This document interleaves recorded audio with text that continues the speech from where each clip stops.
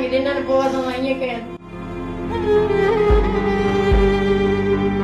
नाज़रीन, अवामी न्यूज़ में खबरन जो सिलसिलो जारी है। इन वक्त असीं तव्हांखे कोट डी खां ख़बर ॾींदा हलूं। 7वीं क्लास जी शागिर्दाणी रमशा वसाण जे क़त्ल जो केस सरकार जी मदियत में ज़ुल्फ़कार वसाण ऐं संदसि चइनि अणॼातल माण्हुनि मथां केस दाख़िल कयो वियो आहे। ॿुधायो पियो वञे त रमशा वसाण खे गुज़िरियल ॾींहुं ज़ुल्फ़कार वसाण घर में घिड़ी पिस्टल जा 9 फायर करे बेदर्दी सां क़त्ल कयो हो, जंहिं बाद पुलिस लाश खणाए पोस्टमार्टम लाइ कोट डी सिविल अस्पताल मुंतक़िल कयो। पोस्टमार्टम कंदड़ डॉक्टराणी मीडिया सां ॻाल्हाईंदे चयो त रमशा वसाण खे 9 पिस्टल जूं गोलियूं लॻियल आहिनि। क़त्ल थियल रमशा वसाण जी अमड़ मसामात खुर्शीद ज़ाल परवेज़ वसाण मीडिया आॾो दाहींदे चयो त ज़ुल्फ़कार वसाण ऐं संदसि साथियुनि मासूम न्याणी खे संदसि अखियुनि अॻियां क़त्ल कयो आहे। हिन चयो आहे त संदसि न्याणी खे कुझु ॾींहं अॻु अगवा कयो वियो हो। सियासी मुदाख़लत ते न्याणी वापसि कराई वई आहे, जंहिं बाद ज़ालिमनि घर में घिड़ी न्याणी खे क़त्ल कयो। होॾां मामिलो सोशल मीडिया ते वायरल थियण बाद IG सिंध डॉक्टर कलीम इमाम नोटिस वठंदे SSP खैरपुर उमर तुफ़ैल खे 2 ॾींहंनि अंदरि रिपोर्ट पेश करण जो हुकुम कयो आहे। ॿुधायो पियो वञे त इल्ज़ाम हेठि आयल ज़ुल्फ़कार वसाण मथां कुंभ कोट डी समेत मुख़्तलिफ़ थाणनि ते क़त्ल फुरन ऐं धाड़नि जा 20 खां वधीक केस दाख़िल आहिनि ऐं हू बदनाम ज़माना ॾोहारी पिण आहे। होॾां इहे पिण इतला मिलिया आहिनि त क़त्ल थियल नारी जो रमशा जो वालिद परवेज़ वसाण कुंभ थाणे तां घर वापसि ईंदे रस्ते मां पिण अगवा थी वियो आहे, जंहिं जो को बि ॾस पतो नाहे मिली सघियो। वधीक ख़बरनि ऐं तफ़सील लाइ विज़िट कयो अवामी न्यूज़ फेसबुक पेज,